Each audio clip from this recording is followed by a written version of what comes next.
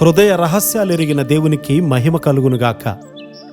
ప్రియ స్నేహితులందరికీ దివ్య వాక్యోదయం. ఈనాటి పాఠ్యభాగము సామెతలు 21:1. యెహోవా చేతిలో రాజు హృదయము నీటి కాలువ వలె ఉన్నది. ఆయన తన చిత్తవృత్తి చొప్పున దానిని త్రిప్పును. దానియేలు గారి జీవితంలో ఈ సత్యము కార్యసిద్ధి పొందడం చూస్తాము. అయినప్పటికీ మన దినాలలో దానిని నిరూపించలేకపోతూ ఉన్నాం. అనేక మంది తమ స్వంత సమస్యలను అనుసరించి దర్శనాలు పొందుతూ ఉన్నారు. యేసు క్రీస్తు వారిలో గాని, పేతురు గారిలో గాని, పౌలు గారిలో గాని మనము దానిని చూడలేము. యేసు క్రీస్తు వారు మనలాగే అన్ని విషయాల్లో కూడా శోధింపబడ్డారు. జననము నుండి ప్రభు అయిన యేసు క్రీస్తు వారికి కలిగినటువంటి కొదువులను అన్నీ కూడా ఆయన ఎరిగి ఉన్నాడు. ఆయన జన్మించినప్పుడు ఒక ఇల్లు కూడా లేదు. పొత్తిగుడ్డలే ఆయన వస్త్రాలు. రాజు ఉగ్రత నుండి తప్పించుకోవడానికి మధ్యరాత్రిలో మరొక దేశానికి పారిపోయే సంఘటన మనలో ఎవరికైనా సంభవించిందా? లేదు. మనకెప్పుడూ కూడా అలాంటిది జరగలేదు. మనము తలవాల్చడానికైనా కూడా స్థలము లేనటువంటి పరిస్థితిని ఎప్పుడైనా ఎదుర్కొన్నామా? అది కూడా లేదు. స్టేషను ప్లాట్ఫారం మీదో, విమానాశ్రయపు నేల మీదో బహుశా మనం పడుకొని ఉండొచ్చు. కానీ నేను తలవాల్చుటకైనను నాకు స్థలము లేదని యేసుక్రీస్తు వారు చెప్తూ ఉన్నారు కదా.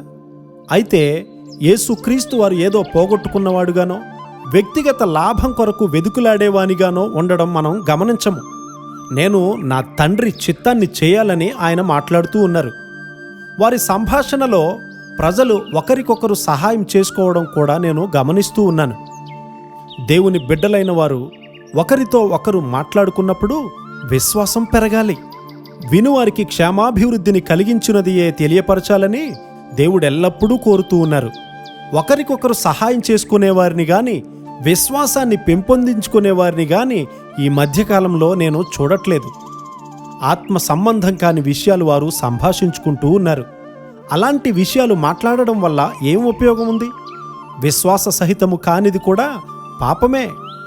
పెద్ద చదువులు చదివిన వారిని, గొప్ప అంతస్తులో ఉన్నవారిని మాత్రమే గౌరవిస్తారని సాతాను ఒక ఆలోచనను నాటుతూ ఉన్నాడు. అది దుష్టమైనటువంటి తలంపు, కుతంత్రమైన తలంపు. ఒకరికి హెచ్చు ఘనత, గౌరవము కూడా ప్రభువారి దగ్గర నుండే కలుగుతాయి. దానిని ఎప్పుడు కూడా నీవు మర్చిపోవద్దు. ప్రభువారి నుండే ఆశీర్వాదమైన, పదోన్నతి అయినా కూడా లభిస్తుంది. దేవునితో నీవు నడవలేకపోతే పరలోకంలో నీకు గౌరవం ఉండదు. భూమి మీద ఉన్నటువంటి ప్రజల మధ్య కూడా గౌరవము ఉండదు. నిజమైన ఘనత, మర్యాద దేవుడు మనకు ఇచ్చిందే. దానిని ఎప్పుడు కూడా నీవు మర్చిపోవద్దు. ఏ మనుషుడు కూడా అటువంటి ఘనతను నీకివ్వలేడు.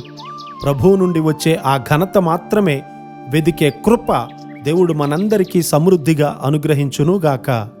ఆమెన్.